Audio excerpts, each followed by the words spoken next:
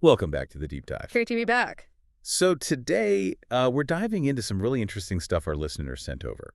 It's all about relationships, specifically trust and, well, how we show and feel love. That's right. We've got a bit of everything articles, some online discussions, all digging into these, really key relationship dynamics. Yeah, like how trust gets built and broken. Mm-hmm. And the difference between just hearing "I love you" versus actually feeling loved. And that whole idea of love as an action, something you do. Yeah, and we even touch on that tricky situation, when someone says, "I love you," maybe a bit too soon. Okay. So our goal here for this deep dive isn't just to skim the surface. Nope. We want to kind of connect the dots, pull out the main ideas, and give you maybe a clearer picture of these really vital parts of connecting with people. Sounds good. Let's unpack it. Where do we start? I guess with the absolute foundation, right? Trust. What does that actually mean in a relationship based on this material? Well, one of the main sources from Healthline really lays it out. Trust is fundamental, absolutely essential. But it's not instant. Definitely not. It's not like flipping a switch. Yeah. It takes time, consistent effort to build up. And the really tough part, once it's broken, it's incredibly hard to get back. Though maybe not impossible. Not always impossible, no, but difficult. It's fragile stuff. And the sources also pointed out that betrayal, it's not just about, the big one, like cheating. Exactly. That's a huge one, obviously, infidelity. But the sources were clear that trust gets worn down by patterns of other things, too, like constantly breaking promises or saying you'll do something and then backing out, not being supportive when your partner really needs you, or things like withholding information or your feelings, maybe being manipulative or just consistently not opening up over time. So it's those smaller, repeated actions, or maybe lack of action. Yeah, precisely. They add up and really chip away at that foundation. That really highlights the action part again. That seems to be a running theme here. The Healthline piece also talked about trust itself in an interesting way. It did. It described it as a choice, something you choose to give. You can't force someone to trust you. Exactly. They make that call based on seeing your actions consistently over time, how reliable you are, how you show up. It's earned, and then they choose to offer it. So if you've earned it, what does that look like? In a romantic relationship, what are the signs trust is there, according to these sources? Well, when trust is solid, the sources suggest you feel committed, you feel safe with your partner. Physically and emotionally safe. Both. Knowing they respect your boundaries, physical and emotional, you feel like they actually hear you when you talk about your needs or feelings. Okay. You don't feel like you have to hide things. There's mutual respect. You can be vulnerable together. You support each other. Those are the good signs. And there's an important point, too, about what trust doesn't necessarily mean. This felt key. Yes. This is really important and gets misunderstood sometimes. Trust doesn't mean you automatically have to share every single private thought. Or give them passwords to everything. Right. Or unrestricted access to your personal phone or your private bank account, unless it's a joint one, obviously. The point the sources make is that real trust means you don't feel the need to check up on them constantly. Because you have faith in them. Exactly. You have faith. And, crucially, it means you feel secure enough that if a concern does come up, you can actually talk about it openly. Ah, okay. So it's about faith and open communication, not demanded access to private stuff. Precisely. That makes a lot more sense. Oh. It links back to trust being a choice you make, not a right you demand. Yeah. Okay, so trust, built carefully, broken easily, hard to fix. But is fixing it actually possible if it gets fractured? The Healthline article says yes, it is possible, but it really stresses that it needs two big things: open communication and a significant amount of time. No quick fixes. Definitely not. Does understanding why it was broken help decide if you can rebuild? It can play a part, yeah. The sources suggest looking into the reasons. Maybe the person was trying to protect themselves, or even weirdly trying to protect you, or maybe it was just a massive miscommunication. Oh. Understanding the why might help you figure out if the relationship can be saved. But, and this is crucial, the material is super clear, understanding the reason doesn't excuse the action. Right, it doesn't make it okay. Not at all. You still have to make it absolutely clear that what they did was not acceptable. And apologizing. Obviously, that's key. But the sources said the way you apologize matters a lot. Hugely. The Healthline piece really breaks it down. A good apology has to be specific about what you did wrong. Not just, I'm sorry. No, not vague. Use I statements, take ownership, avoid blaming the other person, like, I'm sorry you felt hurt. It needs to be, I'm sorry I lied. Okay. You also need to state how you plan to prevent it from happening again. And then this is vital. You have to actually listen to what your partner needs from you moving forward. They gave an example, didn't they? Yeah, something like, I'm sorry I lied to you about where I was going. I know I should have told you the truth, and I regret causing you pain. I want you to know I won't do that again. See? Specific, takes ownership. That feels much more concrete. Yeah. It really sounds like good communication is just the bedrock for all of this, building it and fixing it. Absolutely. The sources even point out that, sometimes miscommunication, even if it wasn't intentional lying, can cause just as much pain. Really? Yeah, a serious misunderstanding can hurt deeply, almost like deliberate dishonesty. The impact can be just as real, regardless of the intent. Wow. And there was a tricky point about infidelity, about the details. Right. The article mentioned that relationship counselors often advise against sharing all the explicit graphic details of an affair during the rebuilding phase. Even if the person who was cheated on wants to know everything. Yeah. While it feels like transparency, those details can often just cause more trauma, more pain, without actually helping the healing. The suggestion is maybe bring those really tough questions to therapy, Where a professional can help navigate it. Exactly. Help figure out what information is truly constructive versus just damaging. You can still be honest about what happened without going into every painful detail. That makes sense.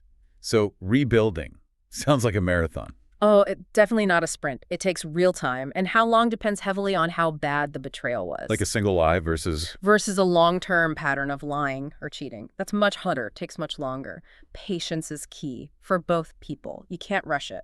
Are there times when the sources basically say, look, rebuilding just isn't going to happen? Yeah, they do identify situations where it might not be viable, like if the deceit or manipulation continues after the initial breach. So they say, sorry, but keep doing it. Exactly. Or the apology just feels completely insincere, like they're just saying words, or their actions just don't match up with what they claim they're going to do. What then? Well, seeking help, like couples counseling, is still an option. It might help clarify things, but sometimes it might just confirm that, yeah, this relationship can't be fixed and it's time to move on. That's a tough reality, but important to acknowledge.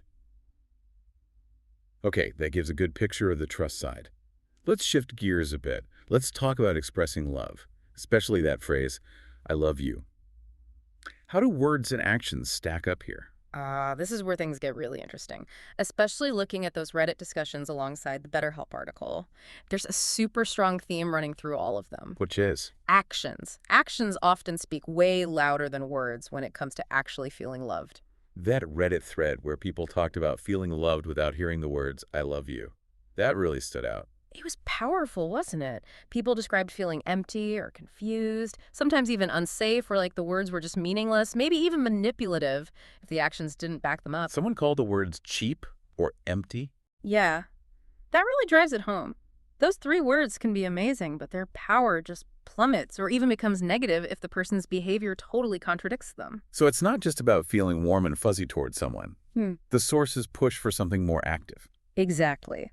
Both BetterHelp and the Reddit users described love less as a passive feeling and more as, well, a choice. And fundamentally, an action. Love is a verb. That's the phrase they kept coming back to. It's something you actively, consistently do, not just something you feel or say occasionally. Which connects right into that idea of love languages that popped up. It does. The sources brought up that framework, the 5 languages, acts of service, gifts, quality time, words of affirmation, physical touch. Right. They mentioned it as a really useful tool because understanding your partner's main love language, that's basically figuring out how they receive love, what actions make them feel loved most strongly. So you can tailor your actions. Precisely. So you're showing love in a way that actually lands for them instead of just doing what you think expresses love.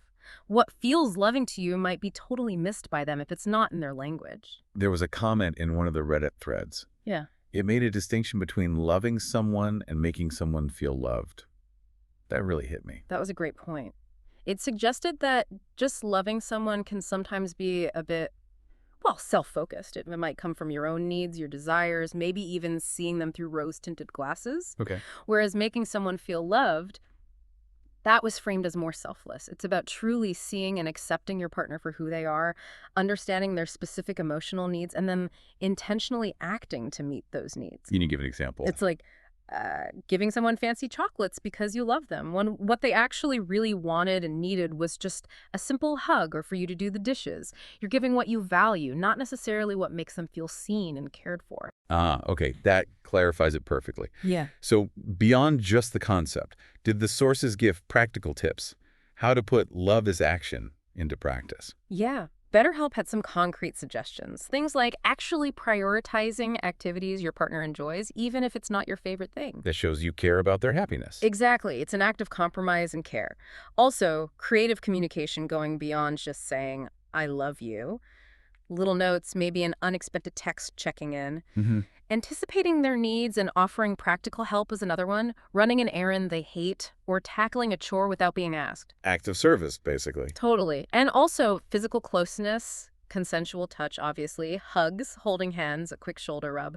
Recognizing that affectionate touch is its own powerful language, separate from just sex. And looking back, the beginning of the relationship can help too. It can, yeah. Remembering the kinds of things you did early on when maybe showing care felt more spontaneous can spark ideas for how to be intentional with loving actions now, especially when life gets busy or routine sets in. Is there a downside, though? Could relying purely on actions be misleading? That's a really important caveat the BetterHelp source raised. Actions aren't always about romantic love. Right, someone could just be nice. Exactly. Or acting out of obligation, or just plain friendship. So to figure out if someone's actions mean romantic love, you really need to look at the whole picture. The context of the relationship. Yeah, the context, have those open conversations we talk about, and crucially, as the source pointed out, remember that sex doesn't automatically equal love. You need to see consistent, caring actions outside of just physical intimacy. Makes total sense. Context and communication are key. Yeah. Okay, let's zoom in on a specific scenario now. This came up in that Reddit dating over 50 thread, and it feels like it ties a lot of this together. Someone saying, I love you after just a few dates. Oh, yeah. That thread got heated. Lots of strong opinions.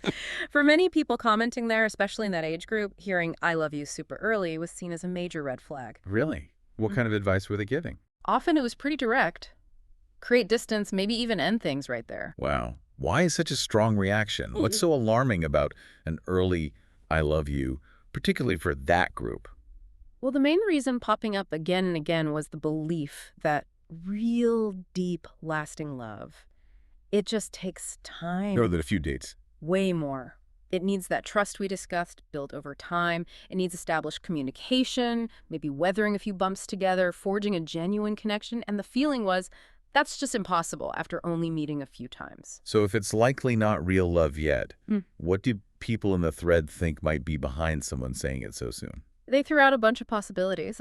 Things like an anxious attachment style, someone rushing intimacy because they fear abandonment and need constant reassurance. Right. Or maybe someone who's just looking for anyone to fix their loneliness or sadness. Poor emotional regulation came up.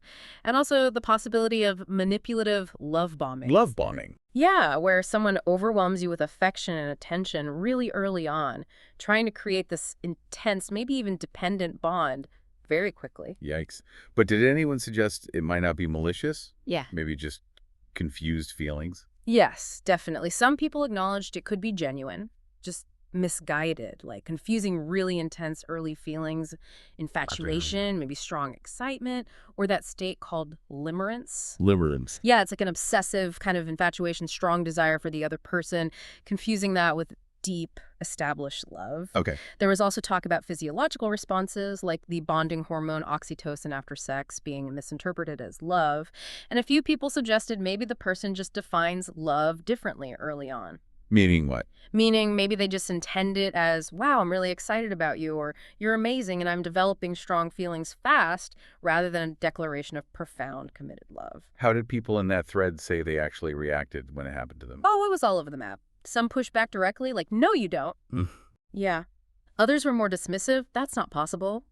A lot expressed confusion or just backed away, feeling it was too much, too soon, a definite red flag. Any other approaches? A few suggested, saying clearly, look, that feels too soon for me. And maybe gently suggesting the other person might want to think about why they feel the need to say that so early, kind of hinting they might want to look at their attachment patterns. Interesting. There was also that brief mention, slightly controversial, about whether the person receiving the early I love you might somehow be attracting it. Yeah, a couple comments touched on that, the idea of maybe looking at yourself if it keeps happening. But honestly, the overwhelming majority of the conversation really focused on the person saying it. Right. The main takeaway, especially for daters over 50 in that discussion, was that these super fast declarations are generally seen as risky and pretty unusual for building something healthy. It definitely sounds like a complex situation with lots of potential reasons behind it, but yeah, the consensus seems to be proceed with major caution.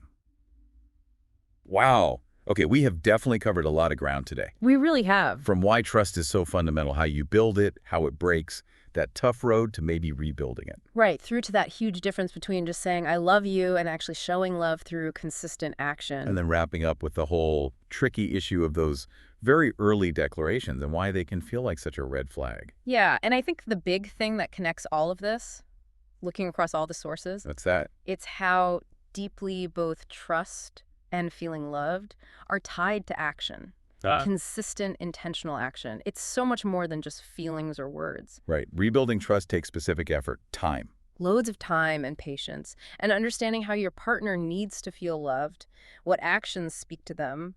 That's just as important as how you feel about them. Absolutely. It really hammers home that love is a verb idea. So thinking about everything we've unpacked today, the fragility of trust, the power of action and showing love, being cautious about rushing things, maybe a final thought for you to consider.